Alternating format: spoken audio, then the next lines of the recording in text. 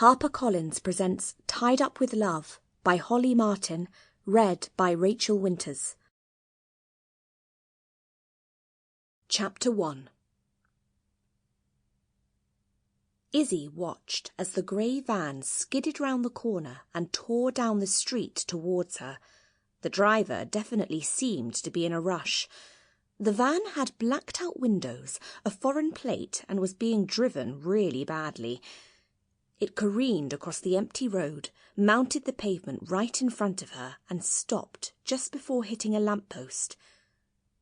She was standing outside a recording studio, and for one deliciously exciting moment, Izzy thought someone famous might step out, with mirrored shades and a huge entourage. Admittedly, the recording studio was generally used for making advertising jingles, but allegedly Chesney Hawkes had once been there. Izzy inched closer. Nothing exciting ever happened in her sleepy little town of Greater Chessingbury Ford. Maybe today. The van doors were suddenly thrown open, and out stepped the biggest man she had ever seen in her entire life. His elf ears were huge and stuck out into comical points. His enormous eyes were magnified behind thick-rimmed glasses. He looked friendly, kind of sweet, like a big puppy, so it came as the biggest shock in the world when he yanked a cotton bag over her head, threw her over his shoulder, and bundled her into the van. Izzy heard the van door close, plunging her into darkness. As the van took off, Izzy's brain finally caught up with what had just happened. She had been kidnapped. She was lying on the floor of the van. It was dusty, and she could see a pair of black boots out the bottom of the bag. The legs attached to them knelt by her side. "We're from KMW. Do exactly as you're told and you won't get hurt. Put your hands in front of you." Izzy obeyed, suddenly feeling a sick wave of panic consume her. Rope was tied around her wrists, and although it wasn't tight, it immediately chafed her skin. KMW? Who the bloody hell were they? Like KGB or FBI? What did they want with her? More importantly, what were they going to do with her?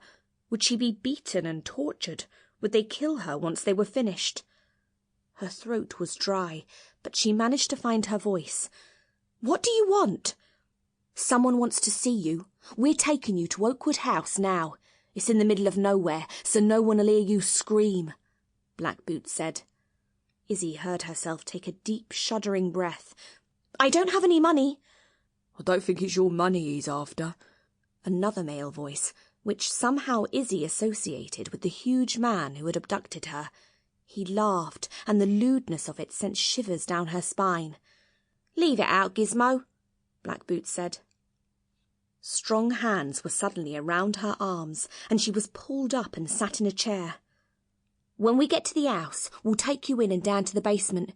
It's been requested that you're tied to the bed. After that, you'll be left alone." Izzy felt physically sick. Her heart was racing in her ears. Cold sweat prickled down her back. "She's shaking," Gizmo said.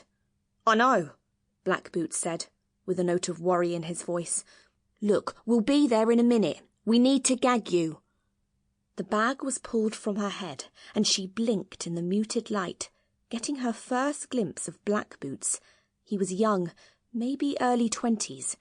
He was good-looking and had brown eyes and warm skin of Mediterranean colouring. He proffered the bandana, and she flinched away from him. Gizmo, she noted, was calmly reading the paper. "Please, let me go. I'm rubbish in bed. Your boss or client will be very disappointed." Black Boots narrowed his eyes as he looked at her. "You don't know what this is about, do you?" Izzy shook her head. "Crap, he's supposed to tell you. We say it time and time again. They have to tell them."